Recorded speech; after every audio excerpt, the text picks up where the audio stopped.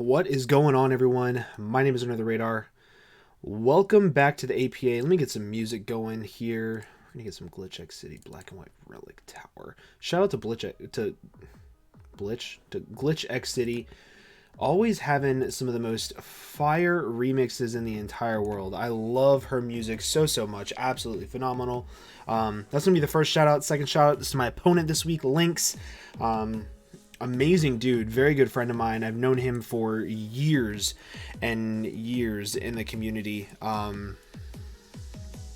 But this week we are going up against Lynx Forte and his South Florida Bulus.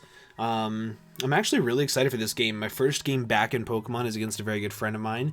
And his team is very terrifying.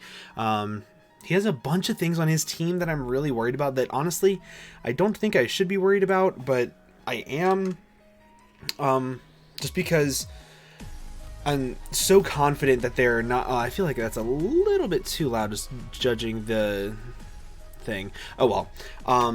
So because I feel like the matchup is a certain way, like for example, I have a rain team. I don't think you should be bringing Heatran, therefore I'm pretty weak to Heatran because I didn't prep for it a lot. Same thing with things like Garbodor and Drifblim. I don't think either one of those are coming, so if they do come, that could throw a pretty big wrench into my plan. Same thing with Feraligatr. Feraligatr is actually a pretty big threat in general, especially if I let it have rain. It can run just like not dual stab, but like Waterfall, Dragon Dance, Crunch, Superpower, and it can do a lot of work to my team. But yeah, he has Zygarde plus Heatran plus Tapu Bulu. Great core in general because you have Tapu Bulu, which gives grassy terrain, which makes it to where earthquakes do less damage for your Heatran, which is quad weak to ground, and you have one of the most broken ground type moves in the game in Thousand Arrows with Zygarde that is not affected by grassy terrain. So very amazing core. Amazing start to his draft in general. No matter what he takes after this, it's absolutely amazing. And versus me particularly, his electric type is very threatening, Mega Manectric. So Mega Manectric is very threatening versus me because it can run electric coverage, Voltage Thunderbolt, Overheat, Hidden Power Grass, and it can literally hit everything on my team so hard that I will not have a switch into it unless I bring something like a Licky Licky or a very Spadef Muck or a very niche Coco, which I'm deciding to build around that in a couple different ways to ensure that it's never able to just flat out destroy me. But big key here that I'm going to try to take advantage of is his main wall core. Okay. Umbreon, Bronzong, Miltank. Super fucking passive, okay? They are essentially setup fodder for many Pokemon, and if you can build your team appropriately around that, then it can work out very well. And I have some great setup threats, mainly my Hawlucha for this game. My Hawlucha destroys his entire team as long as I can weaken that Bronzong. After that, everything else just dies to its dual stab. So let's go ahead and hop into the team builder. We're going to start off with how I want to win this game. I want to win this game with my Tapu Koko Hawlucha combo. So we're going to start out with this spread. This spread is a spread that I came up with myself. I don't use the front office anymore because I'm just getting back into Mons. I want to remember how to build and stuff like that. So I'm really proud of this spread particularly. It has enough speed for Torn, I believe. Torn. We're going to go with Torn. Enough speed for Torn. The max Spadef plus 92 HP EVs allow me to take on his Mega Manectric no matter what. I can switch into its Thunderbolts even with electric terrain with leftovers. I always beat it 100% of the time, so it's very useful for that unless he gets like a flamethrower burn, and then it's a little bit more problematic. But overall, great way of beating that. This also was mainly there to force him to make his Tapu Bulu take damage. In my mocks, Tapu Bulu was my mock, singular mock, Tapu Bulu was a big problem because I didn't really have the best ways of pressuring it early game. With Taunt and Roost, I force out Umbreon, which this is probably going to be one of my main switch-ins to Umbreon. I taunt it, I can roost up on it, and then I force in his Tapu Bulu to take a Thunderbolt, a Dazzling Gleam, whatever have you, and weaken it down for my potential other secondary win con in my Kingdra, which is very, very cool. I love this set. So this Pokemon is going to be so crucial in this game that if I lose Tapu Koko early, I'm going to lose this game, and I'm fully aware of this. But I don't want to be a bot, and I don't want to lose this early. So this is going to be one of my main win cons, just because it helps set up for the actual win con, which is going to be my Hawlucha. SD3 attacks, a lot of bulk. Max attack, adamant, 76 speed EVs, allows me to outspeed Scarfed Torn, I believe is what I EV'd for that, which is really, really lit. And it also allows me to outspeed Adamant +2 Zygarde, which I think if he brings Zygarde, it's going to be Adamant. Because realistically, so this was my mindset. He can't be Dragon Dance, right? He just physically cannot be Dragon Dance. If he is Dragon Dance, I want to make sure that I outspeed it at +2.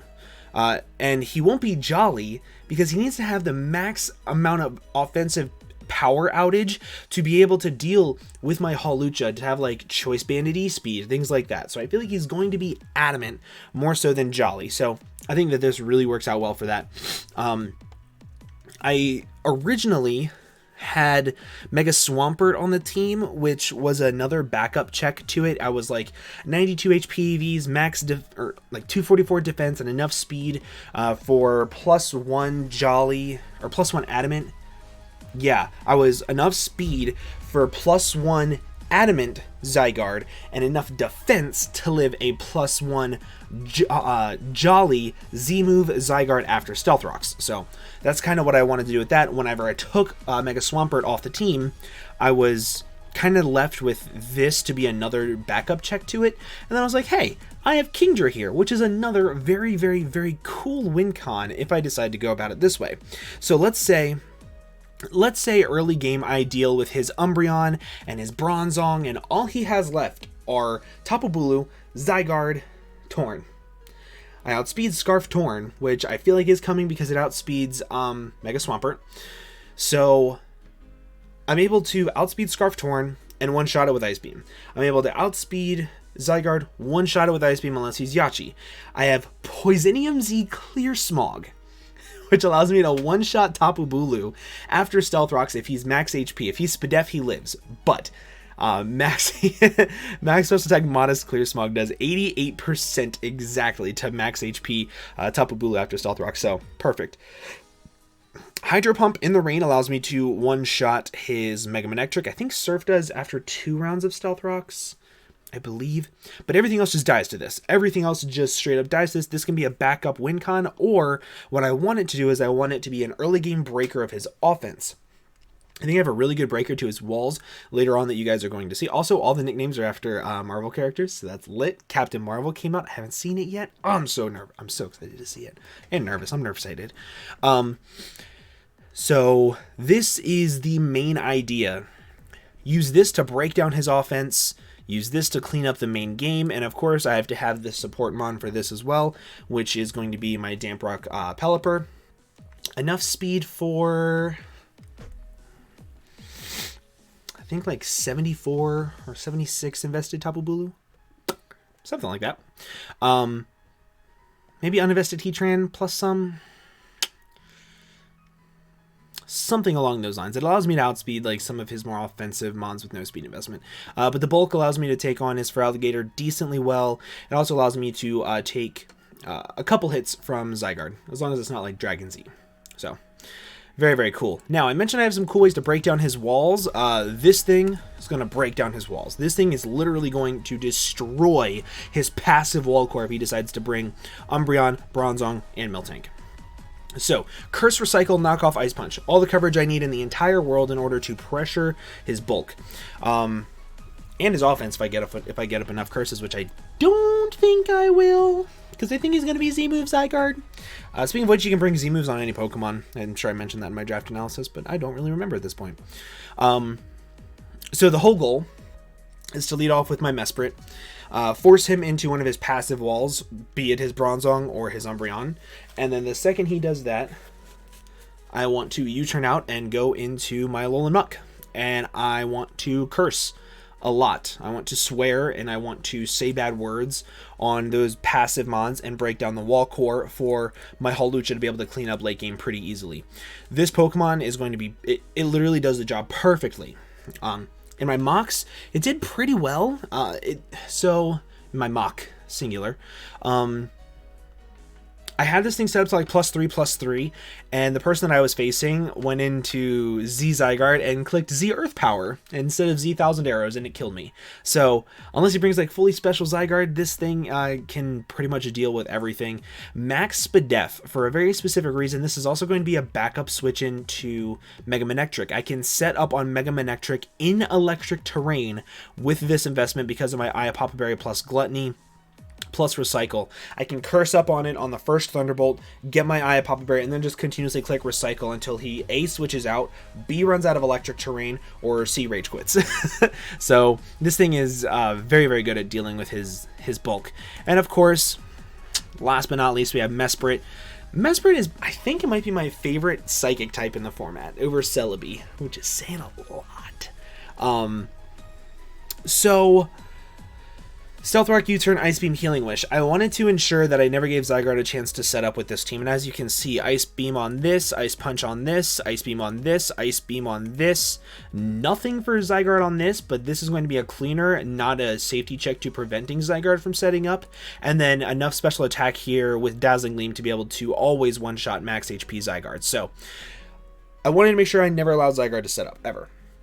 And as you can see with this team, I'm hella weak to Heatran if it's a good enough set. I'm hella weak to it. It can really force me to play differently, which is pretty bad.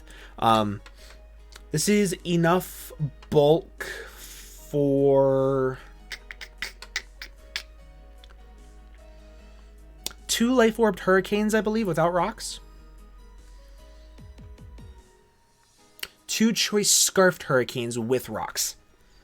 That's what it is in the rest of physical defense, because they're the exact same stat.